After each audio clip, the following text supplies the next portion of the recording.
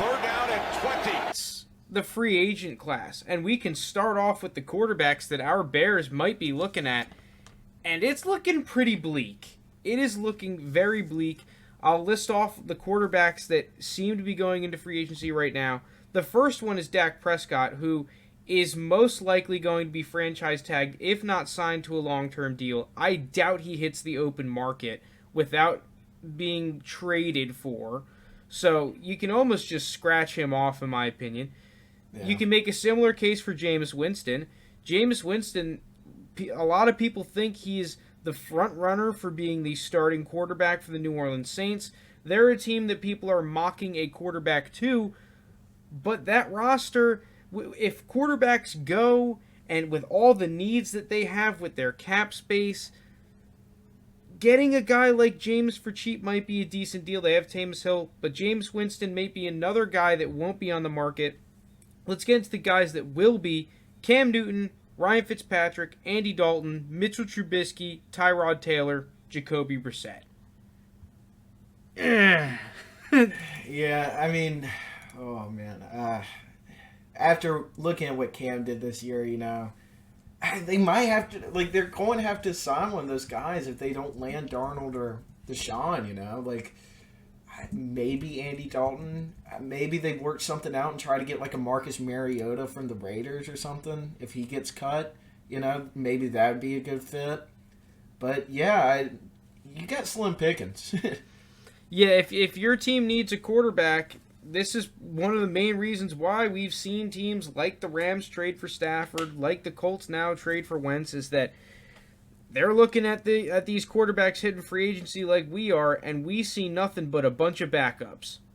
Mm-hmm. That's just plain and simple. I would rate this quarterback free agency class pretty darn near close to an F. Really slim pickings. No one you can really trust. You can make a clear argument that the best free agent is Mitchell Trubisky. Yeah. Bad free agent quarterback class. You're not finding a starting quarterback, it looks like. So with that being said, let's move on to the receivers. Receiver class. On the contrary, it looks all right. As of right now, I mean, there's going to be a lot of guys that re-sign, but it's looking like Allen Robinson's going to be a free agent, and there is a clear argument from a lot of people that Allen Robinson is the most underrated receiver in the league, and this is a guy that is a top 10 kind of player that just has been on bad offenses and playing with bad quarterbacks. He's going to be hitting the open market. Chris Godwin is a free agent who a lot, including myself, believe he could be tagged. You have Juju Smith-Schuster, Kenny Golladay, Will Fuller, Marvin Jones, A.J. Green, T.Y. Hilton, Corey Davis, A.B., Curtis Samuel, Keelan Cole, A.J. Green, and Sammy Watkins. Very, very spicy-looking free agent wide receivers that you can pick up. Yeah, a lot of good players in this receiver free agent class. I am very interested to see where Allen Robinson does go, because I'm one of those true believers that he is a top 10 receiver in the league. And if he could land somewhere, I don't know, I was thinking maybe a Green Bay would kind of pay for him to go alongside with Devontae Adams. That could be pretty scary just to get a nice little duo, but if I'm Allen Robinson, I want to get paid, but I also want to go to a contender with a competent quarterback that isn't named Mitch Trubisky. And so my numbers do go up, and I get some, get recognized a little bit in the community as a top 10 receiver.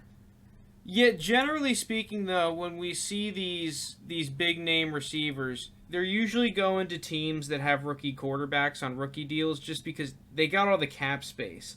So some of the teams I think could be in play for the Allen Robinson types, we can just bucket Chris Godwin and Kenny Golladay probably into that same tier. Just these possible X-receivers, the cream of the crop. And I think that would be the Colts could be in the market right now. Yeah, they drafted Paris Campbell and Michael Pittman, but I'm not sure you can rely on them to be true number one receivers, especially if you're looking to be a contender. And we've seen Carson Wentz have success with someone like Alshon Jeffrey. Allen Robinson and Kenny Golladay are very Alshon Jeffrey-esque receivers, so I could see the Colts going after one.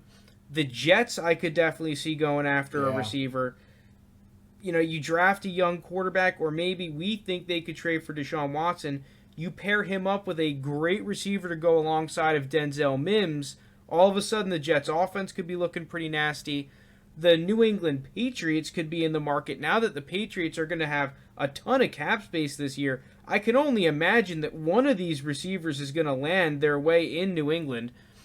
And then I think some of the other teams that you could see are maybe the Washington football team gets in there. They have scary Terry McLaurin. Maybe they don't go for the big name, but I could see them maybe trying to land someone like a Will Fuller, maybe a Keelan Cole or Curtis Samuel. And then lastly, if one of these two teams can pull it off, I'm thinking maybe the Dolphins. Yeah, everyone's mocking them to draft a receiver, but if you draft someone like Jamar Chase or Devontae Smith, and then add another Will Fuller type to really take the top off of defense, all of a sudden that Miami offense is looking pretty good. Yeah, it does. It goes from bleak to like in a very looking elite offense for Tua and him being comfortable. I think the Jets with their cap space are definitely into like one of these big receivers. I was kind of like pitting them to get Juju or something like that. I could definitely just see Juju going to New York and seeing that whole vibe up there. But, this receiver free agency class is very full of talent, and there's going to be some contracts thrown around. Yeah, I think the last team we could see go after one is the Jaguars as well. They do have some good receivers on their roster already. It's just they have so much cap space. They have so many draft picks that you could just say, hey, screw drafting a receiver. Let's pick up Kenny Golladay to pair with Trevor Lawrence. We can draft all, offensive line, like mainly tackles with how good the tackle class is, and then completely revamp the defense in the draft with all their draft capital, and then actually be a team that can start being around the playoffs in a division that still has a lot of uncertainty. We don't know what we're going to see out of the Titans, especially after they lose Arthur Smith. The Colts now have a new quarterback. The Texans are just a dumpster fire and a half. Yeah. We could see this team they have, I think, $77.5 million in cap space, $9 million more than the Colts, and that Colts number is going to go down with this trade from Carson Wentz, $10 million more than the Jets. So they just have cash to spend. They do. I think a good receiver to go for Trevor Lawrence would be someone like a T.Y. Hilton. Could be like, not your top tier guy, but, you still spend a lot of money, but could be a safety net kind of an older receiver to help mentor the younger receivers. I could see T.Y. taking a little pay in Jacksonville. Yeah, I'm interested to see where three guys in particular go from this receiver class, and that's Corey Davis if he gets re-signed by the Titans or if a team wants to go for him. He's a guy with great draft capital. I think that he had a great season last year. I think he's also in that category of better football player than fantasy player, so he's an unbelievable blocker, just hard, physically built guy, hard-working kind of guy. Seems like a good locker room player. So he's a guy I'm really interested to see where he goes. Keelan Cole. I think that Keelan Cole had probably one of the more underrated seasons of receivers. And if he goes to a team that isn't the Jacksonville Jaguars with one win, maybe he's able to make an impact somewhere. And then lastly, A.J. Green. Maybe A.J. Green's able to go somewhere for relatively cheap. Maybe a team like the Chargers even.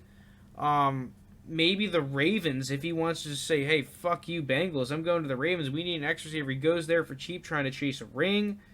If he's able to revitalize his career. Receivers, though, I'd have to give them an A this class. This is a great-looking receiver free agency class. Yeah, easily. Let's move on to the running backs. Running backs, we got some interesting guys. I think the big name everyone will agree with is Aaron Jones. Aaron Jones, he's been really good the past couple of seasons. He just does not seem to be getting the credit he deserves. You look at just all the numbers that he produced in that Green Bay offense, It does not look like he's going to be re-signed, and he's going to be hitting the open market. And this is a guy that, who knows what's going to happen with his production. A lot of people see him being just as good, maybe even better than he was on Green Bay, or just completely plummeting with his production if he goes to a team like the Jets. He's going to be interesting. And after that, the free agent running backs is just kind of a crapshoot. Some of the bigger names, Kenyon Drake, Chris Carson, Philip Lindsay, playoff Leonard Fournette, Le'Veon Bell, Gurley, James White, Tevin Coleman, Mike Davis, and James Conner. Yeah, you really, besides like Aaron Jones and Chris Carson, you're really just picking at the crop there. And there's not really that many running backs that maybe can make an impact. Going back to Aaron Jones, though, like, I think in our mock we have Aaron Jones, Travis Etienne going to the Fins in the second round. What if? No, we haven't taken Najee. We have Etienne Najee? going to the Cardinals. Okay, that's right. What if Miami played with it and just paid Aaron Jones and just put in another weapon, and then they have a little Aaron Jones and Michael Gaskin little duo? I think that would be pretty nice. Because it is kind of interesting, because Aaron Jones is going to want his money, which he respectfully should get. And I just think it could be at the point where, he's not going to put up the same production in Green Bay, but can he live up to his contract? That's the thing. And, I'm not big on paying running backs, but someone's going to have to do it. And I just see if he goes to the Jets, like, he'd be wasting. But if he went to a team like Miami, I would really like that for him. Chris Carson, I think, is just going to re-sign with the Seahawks. I just have that feeling. Yeah, the thing that's weird about, I think, the running back market especially, is that since the cap is not increasing, it looks like, there are a lot of teams that don't believe in paying running backs to begin with. There doesn't seem to be a ton of teams that have the cap space to really warrant these giant running back deals. Just looking at the top of the list, the Jaguars do have James Robinson, who they can roll with, and if I'm that staff, I'm like, well, do we really want to give Aaron Jones $12-13 million a year when we just have a guy that produced really well? We can just pick up maybe a Mike Davis to put behind him, and then roll with and pick up a wide receiver. The Colts just drafted Jonathan Taylor. I doubt they take a running back with Jonathan Taylor and Naheem Hines on the roster. Yeah, the Jets could. The Jets could pay a running back, so I'll give you that. The Patriots, I feel like, are a team that are one of those teams that does not want to pay running backs. They have never paid a running back, and I think they firmly believe in going by a committee. Washington football team has Antonio Gibson, who looked really good.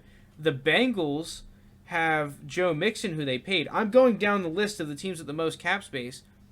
So now we get to the Broncos, maybe the Dolphins, maybe, but they only have 30 and 25 million in cap space with other massive holes on their roster.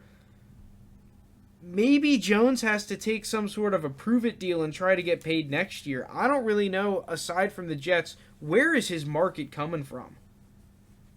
That's a good point. It's tough. He picked like the worst time to be a free agent, but I don't know. It's just like we go into the theme is now is to draft a running back, and then once he's up for free agency, just dump him. Because the shelf life is just you really don't know. It's just short for a running back unless you get like a Zeke, a CMC, Saquon, someone like that.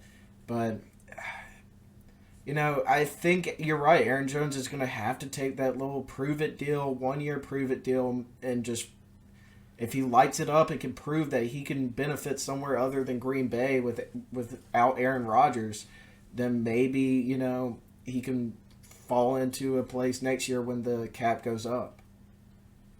Yeah, I think that for a lot of these teams, you almost just have to do a cost-benefit analysis. Would you rather have one of these top running backs in the draft, Najee Harris, Javonte Williams, Travis Etienne, and pay the draft capital for it, whether it's a second round or a first round pick? Or would you rather give up that $12-13 million contract and pick up someone like Aaron Jones? Yeah, I mean, it's a tough decision. I think I'd rather draft the back. Especially if I could pick up one in the second round, I think I'd rather draft the back. I think most teams would rather just draft the rookie, And you could even look in maybe into the third round and pick up a Kenneth Gainwell, a Trey Sermon. There's a whole list of running backs. Kylan Hill, Michael Carter, all these guys that, I can save $13 million. Or maybe even just go for a Phillip Lindsay. What does Phillip Lindsay get? Half that? What is he going? What does he get? 7-6 a year, if that? I don't know. That. It's just the whole thing for me. Is it's a weird running back market. I'd give the class probably a C+ overall, which is mainly being carried by Aaron Jones. Aside from that, all these guys just have major question marks. Tight ends, not a good tight end class in my opinion. It's trash. Hunter Henry, Jonnu Smith, Gerald Everett, Gronk. Which I think Gronk at this point is just like, dude, I'm only playing with Brady. Yeah, Jared Cook and Mo Alley Cox. Not if you need a tight end, you're looking in the draft. It looks like it'd be interesting with Hunter Henry though, because I see people projecting a 4-year, $40-something million a year. Dude, I don't think Hunter Henry deserves that contract. I don't know. I don't either. He hasn't been on the field for his whole career. I just, decent talent. I get it. Maybe he's, talent-wise, better than Hooper, but at least Hooper's on the field, But who's going to pay him that? You're right. It's just a terrible tight end class. Yeah, I agree. I would much rather spend draft capital. I think this is a kind of an underrated tight end class, aside from Kyle Pitts. Freiermuth, Brevin Jordan, Charlie Kolar. There's a couple of other tight ends I like. And then at that point, would you rather just pick up a Gerald Everett or a Mo Alley Cox instead of pay that $10 million per year plus for Hunter Henry? So tight ends, I'd probably give a D+ at best, maybe even a D. This is not a great free agency to pick up tight ends. I think last year was a whole lot better. O-line. O-line, there's some pretty damn good O-linemen right now that look like they're going to be free agents. Once again, this is before teams have really re-signed, so the whole landscape of stuff can change. But going through some of the better O-linemen, Brandon Sheriff, one of the top guards in the league, Joe Tooney, Trent Williams, Corey Linsley, Alex Mack, Russell Okung, Cameron Fleming, Alejandro Villanueva, Lane Taylor, Cameron Irving, Taylor Morton, David Andrews, Austin Rader, among others. Looks like a pretty good offensive line class for one of these teams that has cash. I think it's going to be interesting to see, because we got a couple of Patriots in here. I think the Patriots do look to re-sign at least one of those guys. Yeah. I would not be surprised at all if the Washington football team tries heavily to re-sign Brandon Sheriff, one of the better guards in football. But Trent Williams, we don't know if he's going to stay with the 49ers. Corey Linsley looks like he's going to be released by the Packers, one of the top center guards in the league. I think this is looking to shape up. You can probably get a decent quality, good quality starting offensive lineman in this free agency. Yeah, I agree. There's a lot of good big names out there and money to be made. Just a question of where they go and where they land.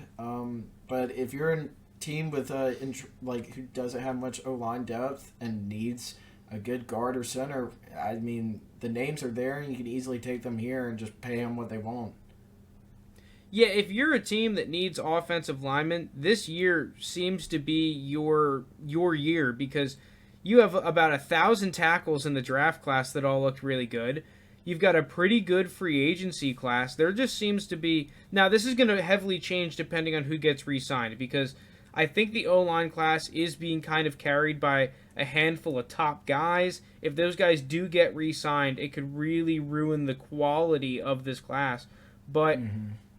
If you're a team that needs some O-line and you have cap space, you seem to be pretty chillin', or cap space and draft capital. Now, lastly, let's go over some of the top defensive players, because there are some big names right now that may be setting to hit the market. This includes players like Von Miller, Leonard Williams, who has completely turned around his career on the Giants, Matthew Judon, Bud Dupree, Shaq Barrett, Clowney, Justin Simmons, J.J. Watt, Ngagwe, Patrick Peterson. The list goes on and on. I can keep going. K.J. Wright, Keanu Neal, Malik Hooker, Hassan Reddick. There is a ton of defensive talent that seems to be hitting the market right now. Let's start off with J.J. Watt. Steed, who do you think is going to win the J.J. Watt sweepstakes right now?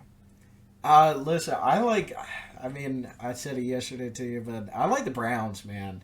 I could see if the Browns really want to get in this and they can get J.J. Watt and put him on the side of Myles Garrett, the defense is looking nasty. And I wonder what J.J. Watt's going to... I'm thinking he would only get like a 2-year deal, somewhere around there. But I think he would be a good fit there. I understand the whole thing of him going to Green Bay because he's from Wisconsin, he played at Wisconsin, or the Steelers, he's a Watt brother and all that, or him going to Dallas because he likes Texas. But, I kind of like a dark horse in here. I think he's already talked a little bit to the Browns, if I read that article right the other day. But I like him going the Browns. Yeah, I saw that the Browns are rumored to be in there. The Bills, supposedly there's mutual interest there. So, I have no idea where J.J. Watt's going to go. I actually tend to agree with you. I don't think he's going to end up going to the Steelers or the Packers just because they're not really in the cap scenario to warrant a J.J. Watt. Man, but aside from J.J. Watt, there are some damn good defensive players. Now, once again, going to change with the re-signs because someone like Justin Simmons, I think the Broncos should re-sign him. If you let him hit the market, that's just absurd. They'll keep him. But you got players like Matthew Judon and Bud Dupree. While these are not necessarily the best pass rushers in the league, these are guys that have the potential to be, and kind of almost have been, number one quality pass rushers for teams. You're looking at it, if you're the Colts, or you're the Jets, dude, I'm shelling out some cash to get one of these pass rushers, it's looking like. Oh, easily. I'd shell a lot of money to get Matthew Judon, man. There's Ngagwe, there's J.J. Ngagwe's Watt, going to get a big... Dupree, so many players. And on top of that, you got a lot of good quality secondary players as well. William Jackson, Marcus Williams, Desmond King, Richard Sherman, Marcus May, a couple of the Steelers corners, Troy Hill, Chidobe Awuzie. Some pretty damn good players that you can pick up for your defense in this free agency.